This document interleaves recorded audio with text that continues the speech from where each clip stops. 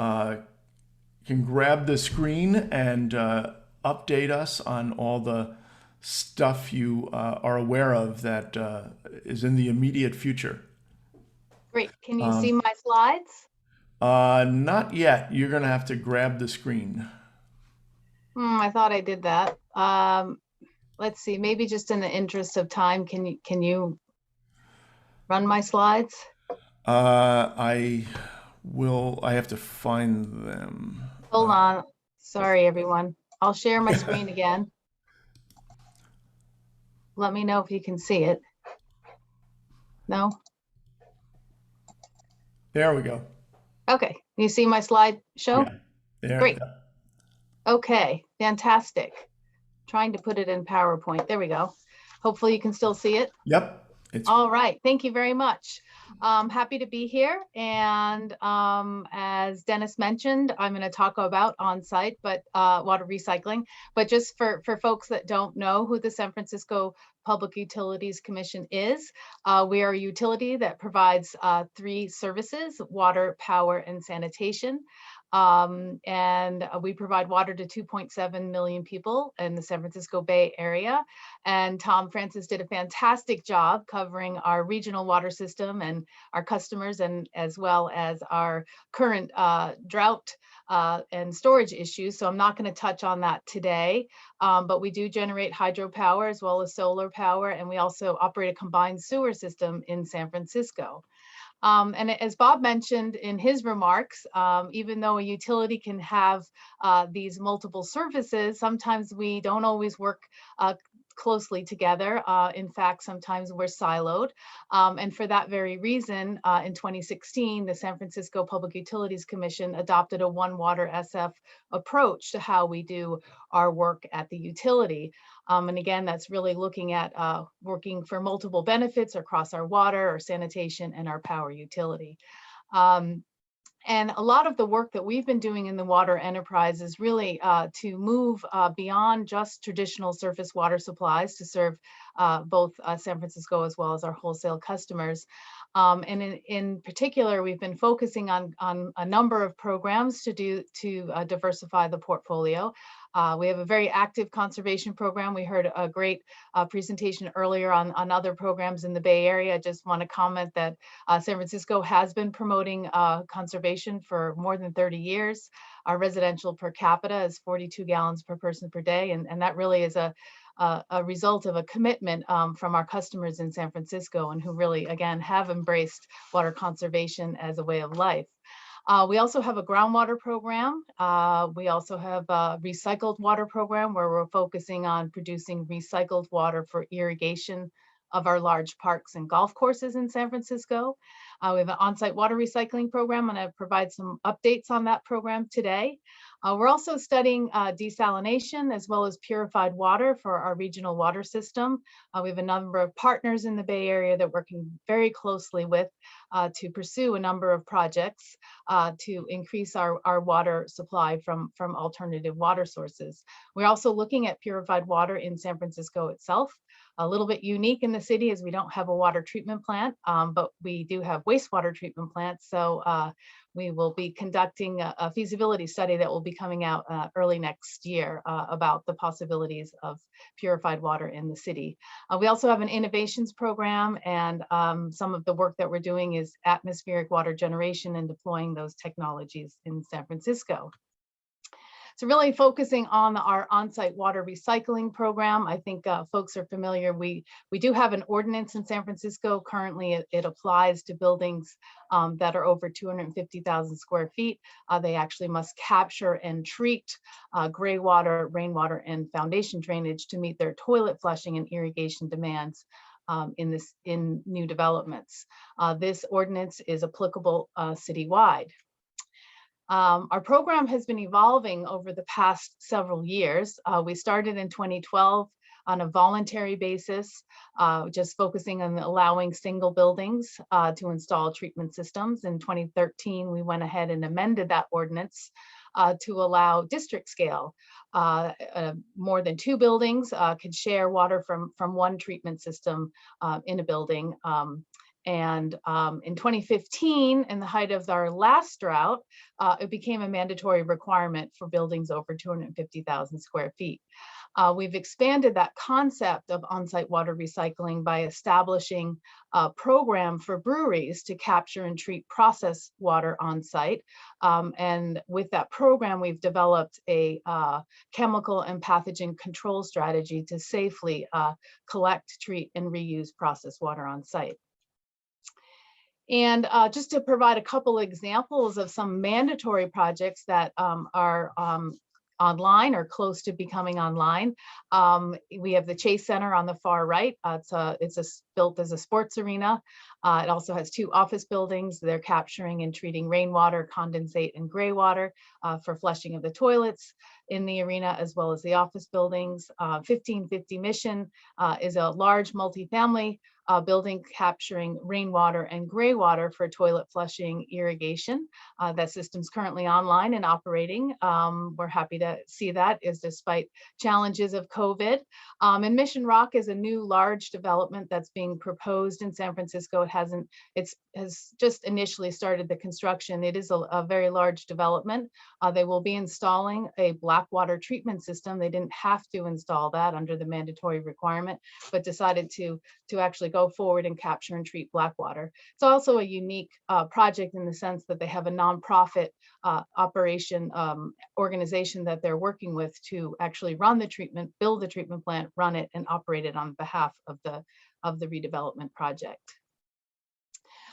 We've spent a number of years looking at all of the water offsets that we've seen to date since the program has been initiated, and to really understand, is there an opportunity to further increase potable water offsets from buildings and development projects in San Francisco.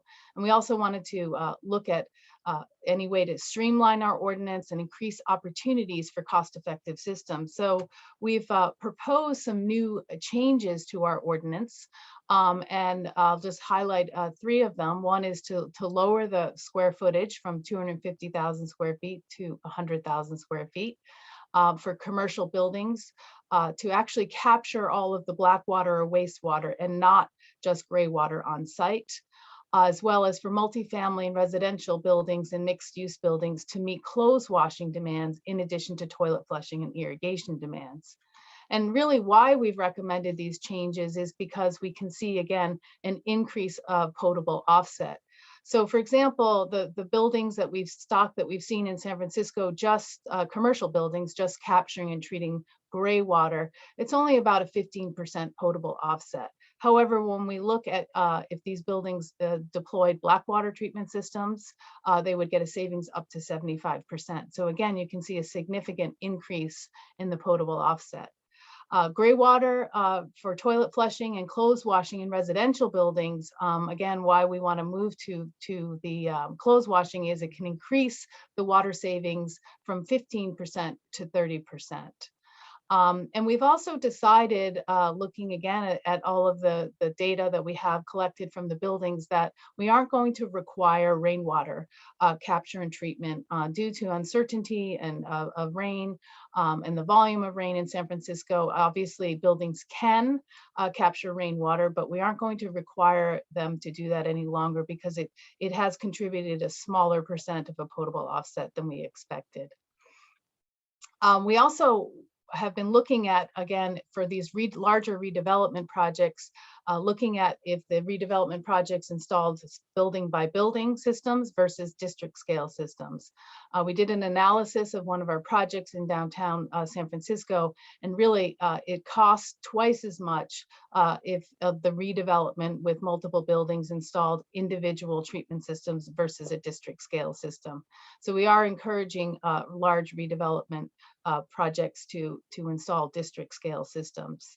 Also, it does help with operations and maintenance if you have one single system versus many individual systems. This ordinance has these changes have been heard by our Board of Supervisors, and they've been passed successfully with recommendation, and it will be headed to the mayor's office soon for potential signage, and then it will go into effect, assuming our mayor signs the legislation, it will go into effect most likely in November of this year. But we also, when we think about on-site water treatment systems, we're not just always thinking about the water aspect. We're also, of course, concerned about the energy aspect and the connection between the water energy nexus.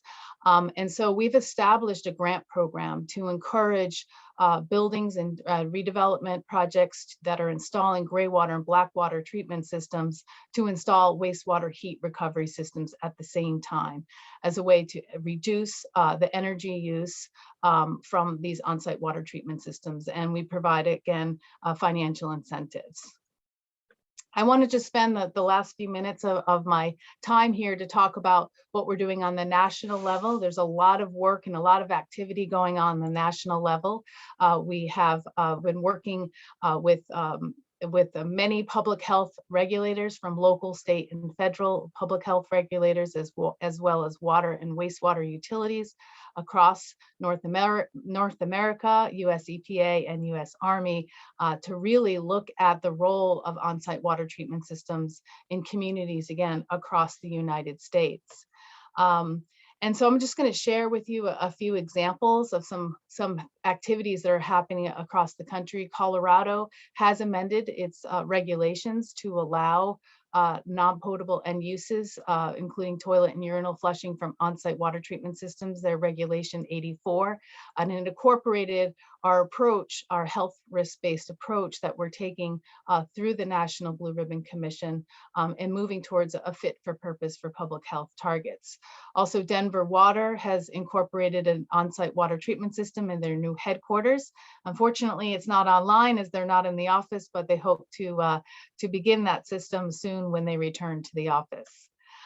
California, we've heard a lot about SB 966. I just wanted to provide a quick update in terms of what the state is up to.